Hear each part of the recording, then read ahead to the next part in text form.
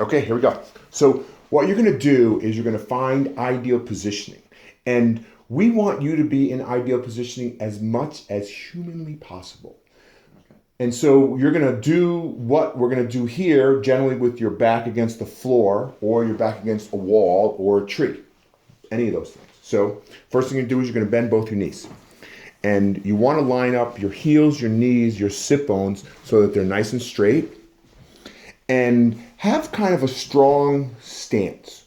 Then what you're going to do is you're going to tilt the pelvis backwards and forwards 3 times. And do it in a really controlled manner, nice and slow. Think about what we call articulating, meaning that you'll put down L5, L4, L3, L2, L1, and then pick them up. And those are the lumbar vertebra names. Okay? And then find what you think is the middle position of those 2 places. Okay. Then hands at your sides. Think about making shoulders nice and wide. Good. Okay. Then back of the neck, nice and long. So more like that. Exactly. Perfect. Okay. So that is the ideal position. Rich, couple minutes. Now, how we hold it there is I'm going to teach you something called the powerhouse, combination of 3 things. Breathing in a specific way, contracting a deep abdominal muscle called the transverse abdominis, and then contracting the muscles of the pelvic floor. So first the breath, in through the nose, out through the mouth, through pursed lips and tongue. So it's going to look and sound like this. Shh. Can you show me? Okay. Now, abdominal muscles. 3 layers of abdominal muscles. We have the rectus abdominis, the abdominal obliques, and then we're concerned with right now the transverse abdominis. It goes transversely across the lower belly and draws the lower belly back towards the spine. If you take 2 fingers, put them here on the pointy hip bone. Go ahead. So you feel the pointy hip bone like that, and then roll just to the inside. I'm going to do the same thing on this side. So now what I want you to do is take that breath in, breathe out, draw this lower belly back towards your spine. Perfect. Awesome. Okay. Now the muscles of the pelvic floor. Ever heard of a Kegel exercise? That's essentially what we're going to do. So pelvic floor sits like this.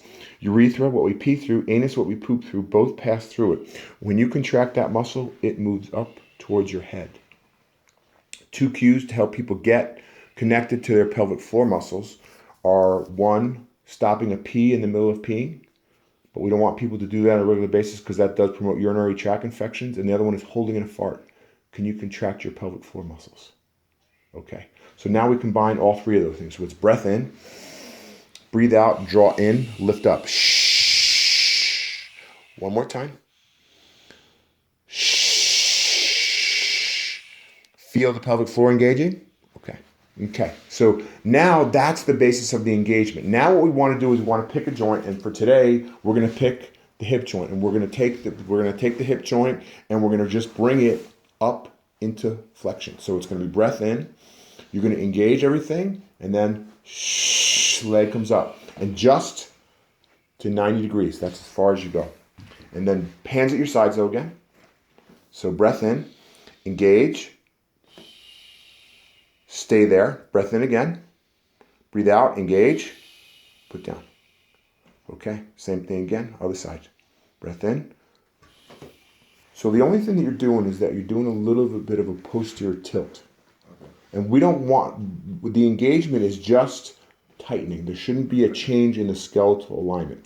You tilt the pelvis backwards and forwards that 3 times. Go ahead and do it one more time. So backwards and forwards. And you find that middle position. Okay. Then breath in, engage, and lift the leg up. Perfect. Breath in, engage, put the leg down.